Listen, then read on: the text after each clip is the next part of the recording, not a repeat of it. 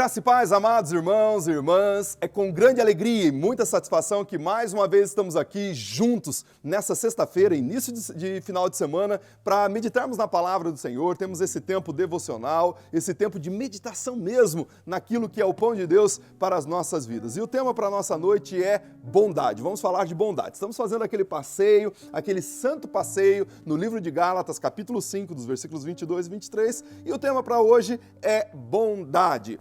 Ontem à noite, ao falar de benignidade, nós referenciamos a bondade, pois era necessário para diferenciar a bondade da benignidade. Assim, apenas resgatando rapidamente alguns conteúdos, precisamos lembrar que benignidade é uma disposição interna, uma inclinação para o bem. É aquela qualidade de uma pessoa que pode aclimatar o ambiente de maneira positiva, deixando as pessoas ali ao redor muito à vontade. Sim, o benigno, ele é alguém empático e simpático. Já a bondade é aplicada à disposição interior, que é a benignidade, em ação. Isto é, a pessoa aplica aquilo que está no seu interior e coloca para fora agindo. Em outras palavras, o bondoso se expressa através de atos de bondade. Por isso, vale a pena unir essa tríade: amor, benignidade e bondade, pois elas sempre andarão juntas. Vejam, o amor é sempre doador, fazendo sem esperar o dote des. Lembra daquela expressão latina que diz dando para receber? No amor não existe isso. O amor é doação, sem espera de feedback. Então, a benignidade, por sua vez,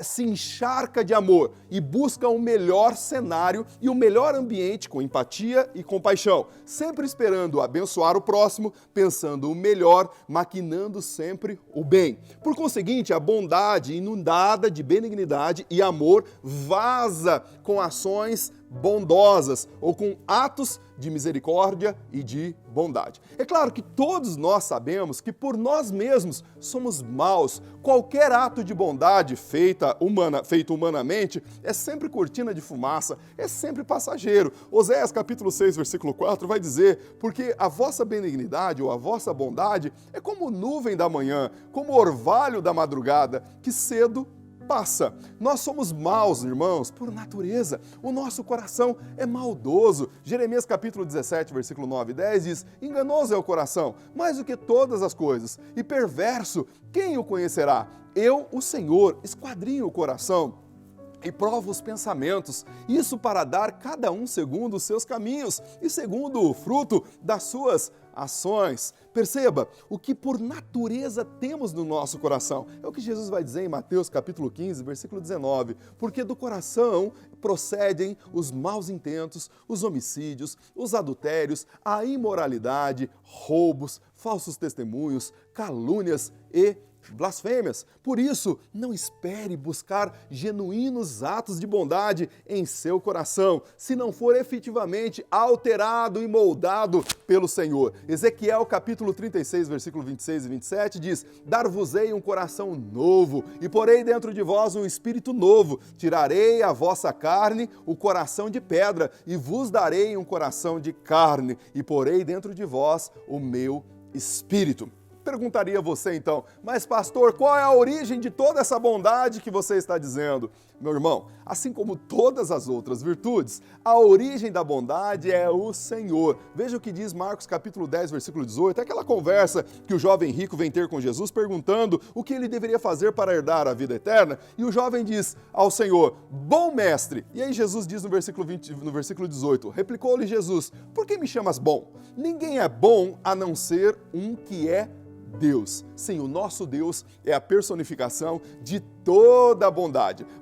A bondade de Deus pode ser vista, por exemplo, em toda a Bíblia, e o maior de todos os atos de bondade foi a salvação em Cristo Jesus, o nosso Senhor. Mas do ponto de vista humano, o mais gráfico modelo ou a mais gráfica ilustração da bondade foi a que Jesus nos deu lá em Lucas capítulo 10, do versículo 25 ao versículo 37, quando ele fala da parábola do bom samaritano. Nesse texto, temos a narração da história de um homem que desce de Jerusalém para Jericó. Nesta jornada, o homem que descia é atacado por salteadores, que ao espoliá-lo, deixou-o quase esquálido na estrada, quase morto, numa situação deplorável. Esses homens, os salteadores, eram expositivamente malignos, isto é, não havia benignidade em seus corações. Por isso, suas ações foram maldosas. Eles expressaram a malignidade que existia no seu coração de maneira prática. Mas a história coloca em cena duas outras figuras que aos nossos olhos seriam personificação da bondade. O primeiro desce por aquele mesmo lugar, é um sacerdote. Esse era o pastor da igreja de Jerusalém, alguém que sabia quase tudo sobre Deus, mas ele passou de largo. Isto é, ele praticou a indiferença pacífica. Poderia lançar mão, por exemplo, do argumento que não era permitido a ele tocar em coisa morta ou no morto ou coisa dessa natureza. Então desviou a calçada e fingiu que não viu aquele homem moribundo.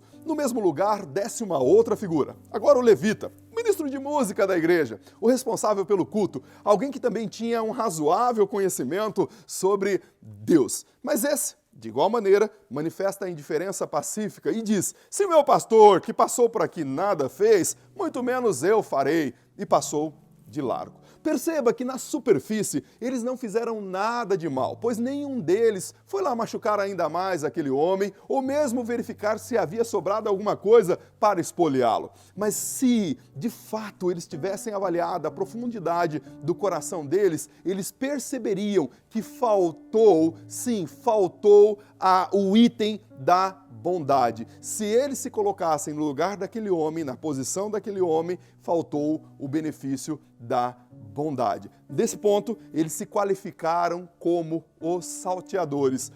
Nesse quesito da bondade, eles estavam como os salteadores, pois eles não carregavam consigo um espírito benigno que os motivasse a desferir um ato de bondade em direção a esse homem moribundo.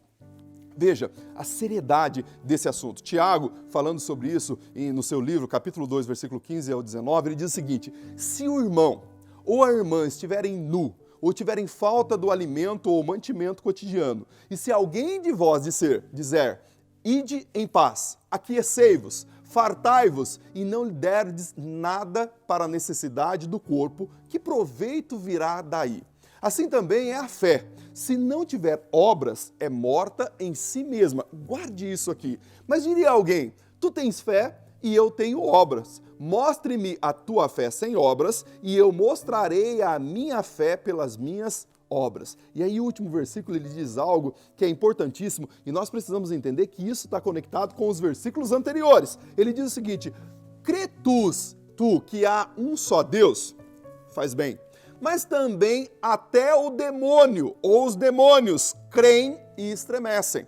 Significando dizer que quando eu sei de uma necessidade e nada faço, eu estou pecando e em alguns aspectos eu estou numa situação tão maligna quanto aqueles que ele acaba de referenciar aqui. Portanto, esses dois homens sabiam muito sobre Deus, mas não tornaram essa informação em atos de bondades. Ainda assim, nós vemos aqui uma diferenciação entre as questões interiores e as questões exteriores. Do ponto de vista da exposição, eles mostraram quem de fato eles eram. Por outro lado, Jesus coloca em cena na parábola um homem que provavelmente tinha pouco conhecimento teórico. Tratava-se de um samaritano, povo inimigo do povo de Israel. Mas a despeito do pouco conhecimento teórico que ele tinha, ele agasalhava algo em seu coração que nenhum dos outros dois tinha. Ele era benigno e quando ele se aproximou e viu um semelhante na condição que ele viu aquele homem, em virtude de toda aquela situação, essa virtude espiritual que estava no coração dele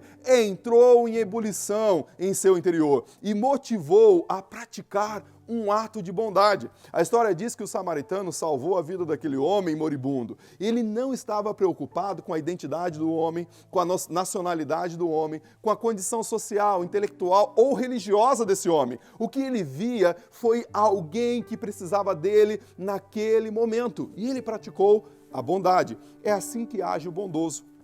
Ele não faz sopesamento da circunstância, ele não está preocupado em quanto aquele ato de bondade vai lhe custar, nem tampouco se haverá audiência, pois certamente nesse caso não haveriam ali paparazes para capturar a imagem do homem, do samaritano, fazendo aquele benfazejo. O bondoso expressa a bondade como algo natural, que flui do seu coração, pois essa é uma virtude interna, mas que acontece aqui na benignidade de maneira interna e é uma expressão do próprio caráter de Deus, a bondade. Precisamos, meus irmãos, sermos o perfume suave de Cristo, exalando esse perfume ao mundo perdido. A bondade que habita em nós, bondade de Deus que habita em nós, precisa ser expressa nesse mundo. Eu quero concluir a nossa reflexão dizendo o seguinte nessa noite: se o fruto do Espírito habitar em você, então certamente você encherá toda a terra, encherá o espaço onde você habita com essa bondade. Faça o bem, não importa quem, e você sempre colherá os frutos de bondade. Pratique isso e viva melhor. O motivo de oração da nossa campanha Jesus Transforma a Nossa Família, 22º dia, é para que nós tenhamos a percepção de confessar os nossos pecados, clamando para que Deus nos esvazie de tudo o que não o agrade. Deus abençoe você, Deus abençoe a sua família e seja um praticante da bondade. Deus te abençoe, em nome de Jesus.